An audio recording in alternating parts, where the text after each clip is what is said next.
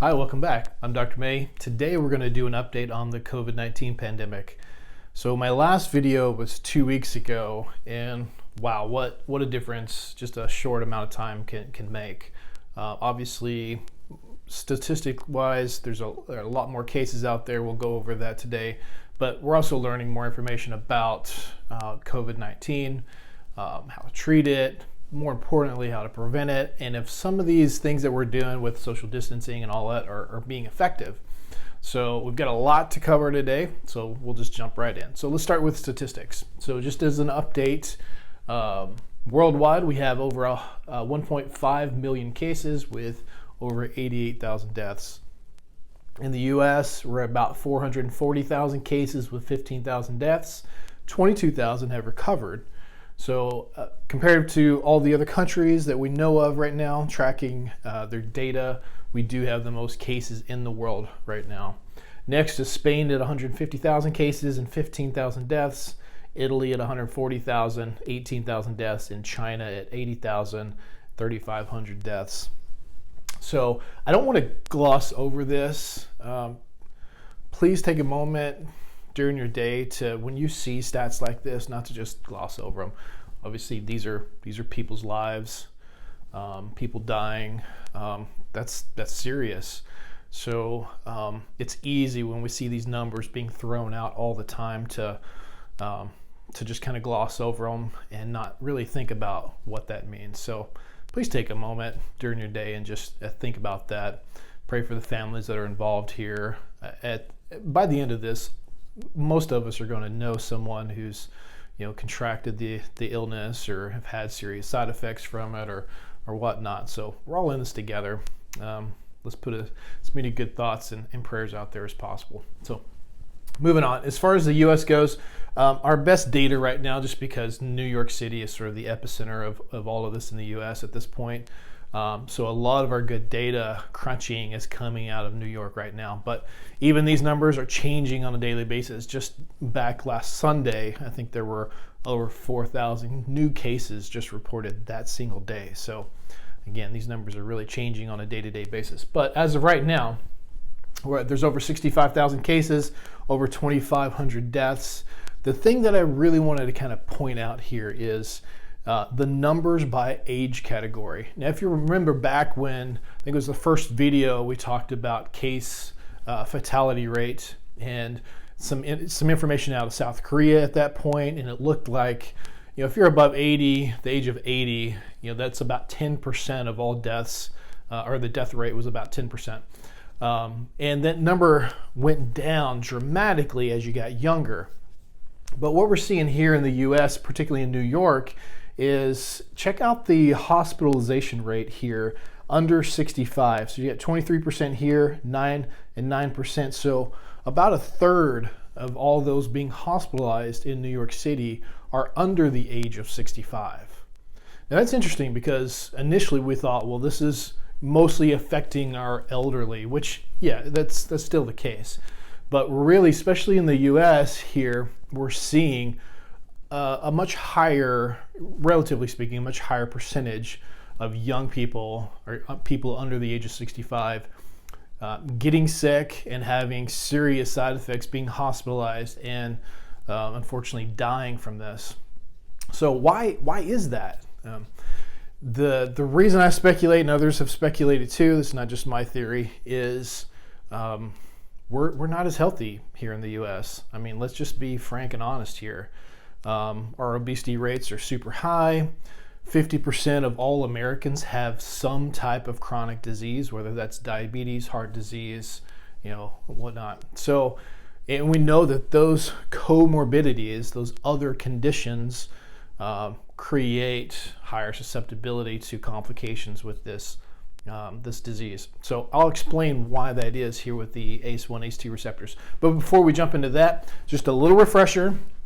I know you're getting really good at this, but I just want to go back through this again. So how the virus gets into our cells is through that ACE2 receptor. So remember, we talked about that specifically in the lung. These spike proteins on the virus can dock on this ACE2 receptor, and that gives us access into the cell. So what I didn't go into, because obviously this is much more in depth, much more complicated than I'm kind of leading on here. I'm just trying to give you the sort of generalizations here. But we have these ACE2 receptors in other parts, other cells or organ systems in our body. So mostly the lungs, the heart, and the gut. So we're just, other places too, but we're just going to go through those 3 areas today because I think they're really important. Before doing that, let's talk about the difference between ACE1 and ACE2. Now, just a side note, we only found ACE2 receptors, I think, back in 2000. So we've only known about this for about 20 years now. And so in relative terms, that's not very much time to know about how this receptor works. But as a sort of comparison between ACE1 and ACE2, so these are, we'll call them transmembrane receptors. So their action is on the outside of a cell here, is when they're needed, they need to be activated, they will pop up there on the outside of that membrane to do what it's supposed to do. So they can go up and they can come down back into that membrane, okay, as needed, okay? And that's just all based on response to whatever's going on in the body and the body's ability to try to repair things. So ACE1, the way it works is, let's start in the lungs. So ACE1, think of this as sort of the pro-inflammatory response, the kind of pro-repair response. Okay, so in the lungs, say you're a smoker and you're creating this constant inflammatory response in the cells in the lungs. Well, you're going to upregulate more of these ACE1 receptors. And the reason for that is the body's trying to protect and repair this area. So it's going to decrease blood flow, it's going to constrict the blood vessels in the lungs, it's going to increase inflammation, that's part of the repair process. It'll increase fibrosis, and then it'll decrease compliance and function just because of all of these mechanisms up here. Now, what we're learning about the ACE2 receptors are that this is a response to that damage from the ACE1. So the body knows that it can only do this for so long. So it needs to have this to try to balance that out. So when we get a bunch of ACE1 receptors popping up, we'll also try to get ACE2 receptors popping up too, because this will compete with these receptors here for something called angiotensin. Okay? When that happens, you get increased blood flow, pretty much the antithesis of ACE1. Increased blood flow, decreased inflammation, decreased fibrosis, increasing compliance or function in that area. So in the lungs, we see ACE2 receptors pop up more in people who are chronically ill, and that makes sense. If you're a smoker, if you have pulmonary fibrosis, or some other kind of lung condition, we're going to see more ACE2 receptors on the outside of your cell because this process is going on and it's trying to balance that. So many of us think, well, ACE2, these are good receptors. They do good things, right? But the problem is they're doing this in response to bad things here, okay? And so particularly in the lungs, we want to protect ourselves by not smoking, by reducing, exposure to other things that can affect our lungs, pollution, things like that. Moving on to the heart. So ACE1, this is probably where most people are more familiar with the ACE receptor and ACE inhibitors, which work to lower your blood pressure. So the way it works in the vascular system is if there's damage there to the endothelial wall of the blood vessel, so the inside of the blood vessel, you'll have this response in the heart cells. Okay, so they're going to constrict blood flow. They're going to vasoconstrict. They're going to increase inflammation and fibrosis and decrease compliance and function. This ends up happening a lot in the left ventricle of the heart, where it's working really hard to try to get blood flow out to the rest of the body. Over time, years to decades, if that heart's working that hard all the time, it's just like a bodybuilder lifting really heavy all the time. He's going to build up mass and mass and mass to the point where his arms may get so big he can't wash his hair. And that's kind of how the heart works. That left ventricle gets so big, it can't actually function and do what it's supposed to by getting blood out and diffuse or perfusing the rest of the body. So like I said, in response to these ACE1s, we get more ACE2 receptors pop up to try to vasodilate, decrease inflammation and fibrosis, and improve compliance and function. And the gut, I think this is really, really essential. And if you're a patient of mine, I'm sure you've heard this over and over and over and over again. I talk about gut health, ad nauseum, I know a lot. I think it's one of the big keys to health, and I think it's one of the ways in the U.S. that we're really, our health as a nation is really affected.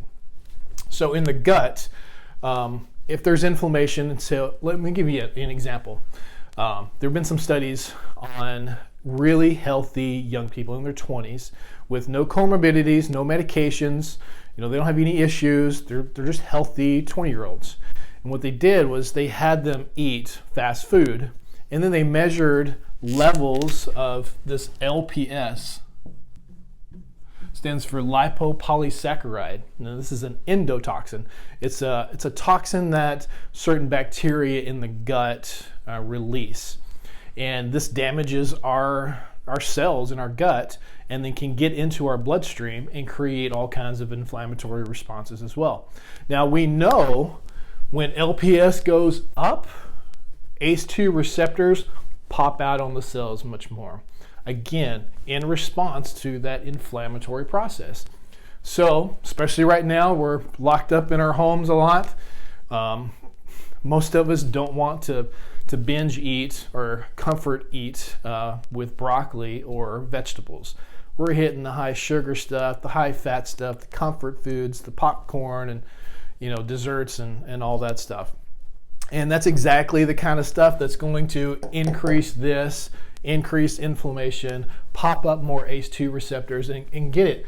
If we're popping more of these ACE2 receptors out on your cells, now more of the virus can get into that cell, okay?